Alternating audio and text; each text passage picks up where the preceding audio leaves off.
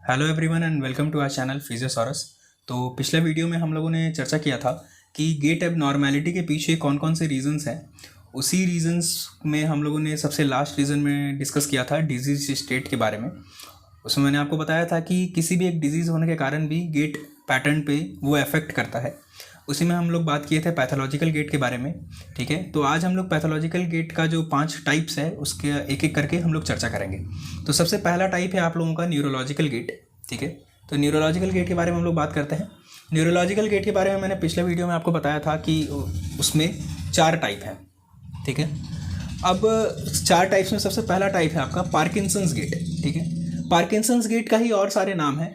एक होता है आपका शफलिंग गेट, फिर है आपका फेस्टिनेंट गेट, और इसको फेस्टिनेटिंग गेट के नाम से भी जाना जाता है। ठीक है, चलिए अब इसमें होता क्या है उसकी अगर हम लोग बात करें तो इसमें आपका नेक, ट्रंक, हिप और नी, ये 4 रीजन में आपका फ्लेक्स्ड पोजीशन वो पेशेंट अडॉप्ट कर लेता है। किसकी वजह से अडॉप्ट करता है? आपका वहाँ के जो एरिया का जो मसल्स है उसमें रिजिडिटी होने के कारण पेशेंट जो है वो फ्लेक्स पोजीशन को अडॉप्ट कर लेता है। किसकी जगह पे? नेक, ट्रंक, हिप और नी। ठीक है, तो अगर हिप और नी भी अफेक्टेड है तो वाजिब सा बात है कि आपका गेट साइकिल भी अफेक्टेड होगा ही। ठीक है, अब फ्लेक्स पोजीशन के कारण जो आपका सेंटर ऑफ ग्रेविटी है वो आगे की ओर आपका शिफ्ट कर जाता है। ठीक है, अब इसकी वजह से अगर आपका सेंटर ऑफ ग्रेविटी अगर आगे की ओर शिफ्ट कर गया है तो उसकी वजह से आपको क्या क्या प्रॉब्लम्स देखने को मिल सकती हैं। सबसे पहले आपको तो होगी कि आपको बैलेंस करने में आपको डिफिकल्टी होगी। ठीक है, तो रीगेन बैलेंसिंग इज डिफिकल्ट। ठीक है, अब सेंटर ऑफ ग्रेविटी को एक जगह पे रखने में आपको प्रॉब्लम होगी। ठीक है, सेंटर ऑफ ग्रेविटी आपका एक सेम पोजीशन में मेंटेन नहीं रहेगा। और अगर मैं बात करूं कि मूवमेंट इनिशिएटिंग की, जैसे कि अगर आप वॉक करते हैं तो सबसे पहला जो आप पाँव आगे बढ़ाते हैं, तो अगर सेंटर ऑफ ग्रेविटी अगर आगे की ओर शिफ्टेड है तो आपके गिरने के चांसेस ज़्यादा होंगे, तो मूवमेंट इनिशिएशन में भी आपको डिफिकल्टीज आएंगी। तो ये सभी चीज़ें देखने को मिलती हैं। इसके अलावा पेशेंट में शॉर्ट स्टेप्स होगा, मतलब कि वो छोटा छोटा कदम लेकर के आगे बढ़ेगा। हील स्ट्राइक उसमें देखने को नहीं मिलेगी। टो ऑफ देखने को नहीं मिलेगी। चलते वक्त जो हम लोग नॉर्मली आर्म को स्विंग करके चलते हैं वो देखने को नहीं मिलेगी। और पेल्विक रोटेशन, जब आपका मिड स्विंग में पेल्विक हल्का रोटेट करता है, जब आप पिछला पाँव को आगे की ओर बढ़ाते हैं तो वो देखने को आपको नहीं मिलेगी। तो मतलब लैक ऑफ पेल्विक रोटेशन आपको वहाँ पे देखने को मिलती है। ठीक है, अब अगर मैं बात करूँ कि किस किस केसेस में आपका पार्किंसंस गेट देखने को मिलता है, तो 3 डिजीज हैं। ठीक है, एक है आपका पार्किंसंस डिजीज, एक है आपका विल्सन्स डिजीज और एक है आपका सेरेब्रल एथेरोस्क्लेरोसिस। ठीक है, तो ये थी आपकी पार्किंसन डिजीज के बारे में। अब अगर मैं बात करूं दूसरे गेट के बारे में तो वो है आपका हेमीप्लेजिक गेट। हेमीप्लेजिक गेट को हम लोग सर्कमडक्शन गेट भी बोलते हैं। ठीक है, चलिए अगर मैं बात करूं कि हेमीप्लेजिक गेट में आपका होता क्या है, तो सबसे पहले कि आपका हिप फ्लेक्सर मसल में आपका टाइटनेस डेवलप हो जाती है। अब अगर हिप फ्लेक्सर मसल में अगर आपका टाइटनेस डेवलप होती है तो स्विंग फेज में आपका जो हिप का रोटेशन है, हल्का जो रोटेट करता है हिप, तभी आप अपना पाँव आगे बढ़ा पाते हैं, जो पिछला पाँव है। ठीक है, तो हिप रोटेशन जो है आपका हल्का साइड वेज होती है। ठीक है, वो आगे ना होकर के हल्का साइड पेशेंट हिप रोटेट होता है उसका, और उसके बाद उसका पाँव आगे रखाता है। ठीक है, अब इसमें एक और चीज़ जो है कि आपका जो टो है, सबसे पहले टो स्ट्राइक करती है। हील स्ट्राइक से पहले आपका टो स्ट्राइक करती है। ठीक है, ग्राउंड पे। यहाँ पे एब्सेंस ऑफ हील स्ट्राइक, मतलब कि हील स्ट्राइक आपका देखने को नहीं मिलती है। क्यों? क्योंकि प्लांटर फ्लेक्सर मसल में कॉन्ट्रैक्चर डेवलप हो जाता है। ठीक है, due to contracture of plantar flexor muscles, जिसके कारण आपका टो स्ट्राइक करता है ग्राउंड में सबसे पहले। अब प्लांटर फ्लेक्शन मसल में, प्लांटर फ्लेक्चर की अगर हम लोग बात करें तो उसके लिए कौन सा मसल रिस्पॉन्सिबल है, तो उसके लिए आपका काफ मसल रिस्पॉन्सिबल है।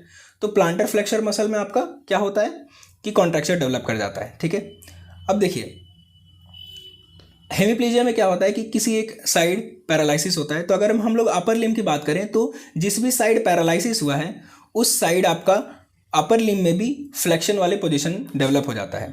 तो अब अगर मैं बात करूं कि हेमीप्लेजिक गेट आपका किस किस केसेस में आपको देखने को मिलेंगी, तो आपका देखने को मोस्टली मिलती है आपका हेमीप्लेजिया के केस में। हेमीप्लेजिया में क्या होता है कि किसी बॉडी का एक साइड आपका पैरालिसिस होता है, यानी कि उसको आप ये कह सकते हैं कि यूनिलेटरल पैरालिसिस बॉडी में डेवलप हो जाता है। चलिए अब अगर आगे बढ़ें तो तीसरा गेट है आपका सीजरिंग गेट। सीजरिंग गेट को ही हम लोग क्रॉस लेग्ड गेट भी बोलते हैं। किसकी वजह से होता है? तो सीजरिंग गेट जो आपका डेवलप होता है वो डेवलप होता है एडक्टर मसल का टाइटनेस के कारण। ठीक है, अब एडक्टर मसल के टाइटनेस के कारण आपका क्या होता है कि लेग जो है वो क्रॉस करके पेशेंट चलते हैं वॉकिंग के टाइम पे, मतलब कि चलते टाइम लेग को हल्का क्रॉस करते हुए चलेंगे, ठीक है। और इसमें क्या देखने को मिलती है कि आपका कि स्विंग फेस के दौरान जो आपका एक पाँव है वो दूसरे पाँव यानी कि जो जो दूसरा लेग है जो कि स्टैंस वाले पोजीशन में है उसको क्रॉस करते हुए वो आगे बढ़ते हैं लोग, ठीक है, जो पेशेंट हैं आपके। अब इसकी एक और नाम है काउच गेट भी बोलते हैं इसको। क्यों काउच गेट, कब बोलेंगे, किस केस में बोलेंगे? तो स्पास्टिक डायप्लीजिया के केस में नी आपका फ्लेक्स्ड पोजीशन में रहता है। अब स्पास्टिक डायप्लीजिया क्या है? तो स्पास्टिक डायप्लीजिया एक तरह का सेरेब्रल पाल्सी का ही फॉर्म है जिसमें कि आपका मसल जो है उसका स्पास्टिसिटी बढ़ जाता है, मसल में हाइपरटोनिया डेवलप हो जाता है, ठीक है। तो ये था आपका काउच गेट के बारे में, जब आपका नी फ्लेक्स वाले पोजीशन में होता है। अब अगर मैं बात करूं कि हेमीप्लेजिक गेट आपको किस किस केसेस में देखने को मिलेंगी, तो हेमीप्लेजिक गेट आपको ऑटिज्म के केस में देखने को मिलती हैं, अल्जाइमर्स डिजीज़ के केस में देखने को मिलती हैं और सेरेब्रल पाल्सी के केस में आपको देखने को मिलती हैं, ठीक है। अब अगर मैं बात करूं चौथा और सबसे लास्ट गेट के बारे में, तो एटैक्सिक गेट है आपका। एटैक्सिक गेट में क्या होता है, इसमें जो मेन हाईलाइट है, इसमें होता क्या है कि आपका मसल कोऑर्डिनेशन में फेलियर आने लगती है, ठीक है। अब इसके दो टाइप्स होते हैं, एक होता है आपका सेरेबेलर एटैक्सिया, इसको हम लोग ड्रंकर्स गेट भी कहते हैं या फिर रीलिंग गेट भी कहते हैं, ठीक है।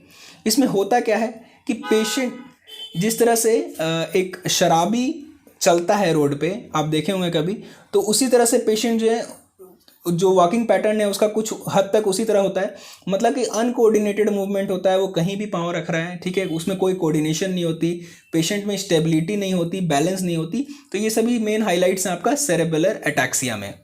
अब ये होता क्यों है? तो सेरेबेलर एटैक्सिया होने के कारण है कि सेरेबेलम में लीजन डेवलप हो जाती है, ठीक है। अब देखिए सेरेबेलम का दो हेमिस्फेयर है, एक होता है आपका लेफ्ट हेमिस्फेयर, एक होता है आपका राइट हेमिस्फेयर।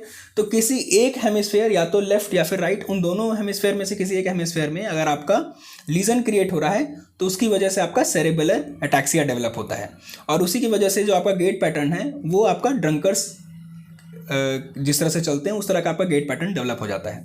अब अगर मान लीजिए कि अगर आपका राइट साइड अगर सेरेबेलर लीजन हुआ है तो आपका राइट साइड का मूवमेंट जो है आपका वो अनकोऑर्डिनेटेड होगा, और अगर जो आपका लेफ्ट साइड में अगर लीजन है तो लेफ्ट साइड वाला जो मूवमेंट है, लेफ्ट साइड का जो एक्सट्रीमिटी है वो आपका अनकोऑर्डिनेटेड मूवमेंट होगा। इसी को मैंने इस पॉइंट में दर्शाया है, ठीक है।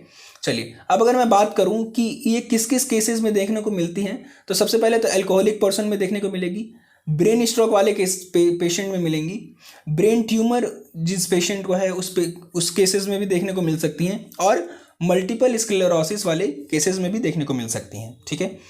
चलिए अगर मैं बात करूं इसके दूसरे टाइप के बारे में, तो ये है आपका सेंसरी एटैक्सिक गेट, इसको हम लोग स्टैंपिंग गेट भी कहते हैं, ठीक है। ये किस किस केसेस में देखने को मिलती हैं? ये आपको देखने को मिलती हैं डायबिटीज़ मेलाइटस के केस में। एक और केस है आपका जिसको बोलते हैं हम लोग टेप्स डॉर्सालिस। अब इसमें होता क्या है कि आपका नर्व सेल और नर्व सेल का नर्व फाइबर में आपका डीजेनरेशन होने लगता है, ठीक है। कौन से नर्व सेल और कौन से नर्व फाइबर में? तो उस nerve cell and nerve fibre में जो आपका सेंसरी इंफॉर्मेशन को ब्रेन तक पहुंचाता है, ठीक है। तो degeneration of nerve cell and nerve fibres that sense sensory information to the brain, ठीक है। और किन किन केसेस में आपका सेंसरी एटैक्सिक गेट देखने को मिल सकती है? तो वो आपका लेप्रोसी के केस में देखने को मिल सकती है, और श्रिंगोमाइलिया के केसेस में भी देखने को मिल सकती हैं। अब श्रिंगोमाइलिया क्या होता है? तो इसमें क्या होता है कि आपका एक सिस्ट डेवलप हो जाता है स्पाइनल कॉर्ड में, और सिस्ट में फ्लूइड भरा हुआ होता है। तो fluid filled cyst formation in spinal cord, और टाइम के साथ साथ वो सिस्ट जो है वो बड़ा होने लगता है, ठीक है। और वो आपका स्पाइनल कॉर्ड का डैमेज करने लगता है, स्पाइनल कॉर्ड के एरिया को, और साथ ही साथ आपका नर्व्स को भी डैमेज करने लगता है, ठीक है। अब इसका अगर मैं बात करूं कि इसमें होता क्या है, तो देखिए नॉर्मली लोग जिस तरह से चलते हैं इसमें वैसे नहीं चल करके आपको पाँव तो हवा में उठाते हैं लोग, और उसके बाद क्या करते हैं कि आगे बिल्कुल अनसर्टन मैनर में रखते हैं, मतलब कि उन्हें खुद नहीं पता होता कि वो किस जगह पे पाँव रख रहे हैं या फिर किस पैटर्न में रख रहे हैं, और जोर से पाँव को ज़मीन में रखते हैं। क्यों?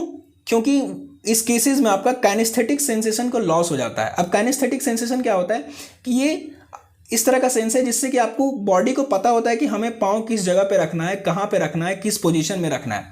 तो अगर इसी चीज़ की लॉस हो जाएगी तो पेशेंट को ये समझ ही नहीं आएगा कि उस हम अपने पाँव को किस जगह पे और किस तरह से प्लेस करें, ठीक है। तो इसमें आपका क्या होता है कि पेशेंट ज़मीन में पाँव को कस के पटकते हैं, ठीक है, आवाज़ आती है पाँव रखने के टाइम में, इसलिए हम लोग क्या कहते हैं कि पेशेंट स्टैम्प करता है फुट को ग्राउंड पे, और काइनेस्थेटिक सेंसेशन लॉस होने के कारण जो पाँव है वो अनसर्टेन मैनर में वो प्लेस होता है, ठीक है।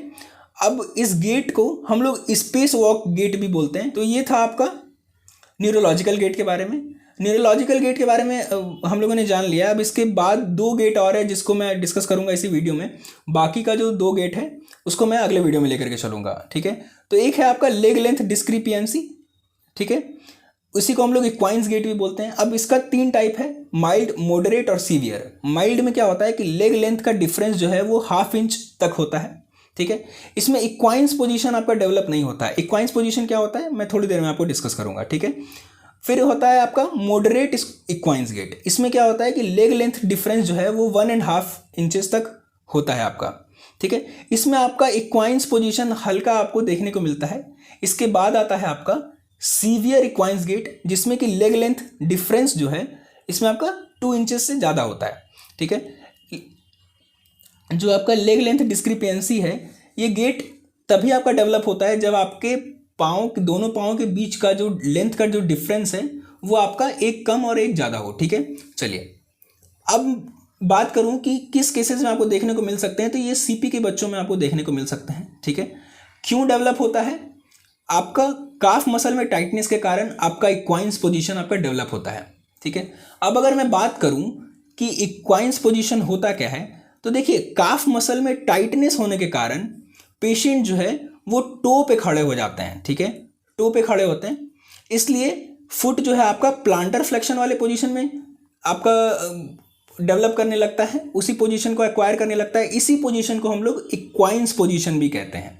तो अगर आपका लेग के बीच लेग लेंथ डिफरेंस आपका 1/2 इंचेस तक है तो इक्वाइंस पोजीशन आपका कुछ हद तक नहीं दिखता है, ठीक है। क्यों? क्योंकि पेल्विक टिल्ट के कारण वो थोड़ा कंपनसेट हो जाता है। लेकिन आपका 1.5 इंच तक अगर जाता है या फिर मोर देन 2 इंचेस तक जाता है तो आपका इक्वाइंस डिफॉर्मिटी आपका डेवलप होने लगता है, ठीक है। अब अगर मैं इसके नाम के बारे में बात करूं तो बहुत इंटरेस्टिंग स्टोरी है कि इक्वाइंस नाम कैसे पड़ा। तो इक्वाइंस नाम पड़ा है आपका इक्वस नाम से। इक्वस आपका हॉर्स का ही नेम है, और हॉर्स जिस तरह से टो पे खड़ा होते हैं तो इसलिए पेशेंट इसमें भी टो में खड़ा होते हैं, तो इसलिए रेलेवेंस उसका वहाँ से उठाया गया है, ठीक है।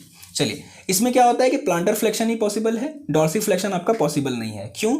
क्योंकि काफ मसल में टाइटनेस डेवलप हो जाता है, ठीक है। तो ये था आपका इक्वाइंस गेट के बारे में या लेग लेंथ डिस्क्रिपेंसी गेट के बारे में, ठीक है। अब मैं आगे बढ़ रहा हूँ पेनफुल गेट। पेनफुल गेट को ही हम लोग एंटाल्जिक गेट भी बोलते हैं या फिर इसको लिंपिंग गेट भी बोलते हैं। लिंपिंग गेट इसलिए बोलते हैं क्योंकि पेशेंट इसमें लंगड़ा करके चलते हैं, ठीक है। ऐसा देखने से लगेगा कि पेशेंट लंगड़ा रहा है, ठीक है, दूर से। चलिए अब ये क्यों डेवलप होता है? तो पेन अगर जॉइंट के पास अगर आपका बहुत ज़्यादा दर्द हो रहा है लोअर एक्सट्रीमिटी में तो आपको पेनफुल गेट देखने को मिलता है। इसमें होता क्या क्या है, तो आपका जो स्टेप लेंथ है वो छोटा हो जाता है। अब स्टेप लेंथ क्या होता है, स्ट्राइड लेंथ क्या होता है, ये सबसे पहले वाले वीडियो में मैंने डिस्कस किया है, उसका लिंक भी मैं डिस्क्रिप्शन में डाल दूंगा, ठीक है। तो आप लोग प्लीज़ उससे जाकर के देख लें।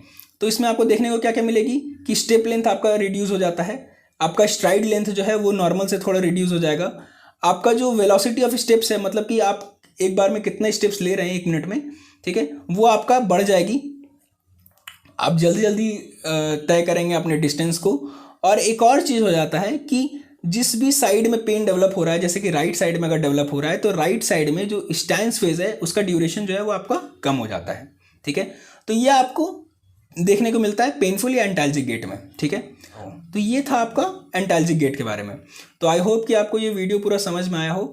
अगला वीडियो जो है आपका बाकी के 2 बचे हुए हम लोग पैथोलॉजिकल गेट के बारे में डिस्कस करेंगे। So thank you so much for watching this video.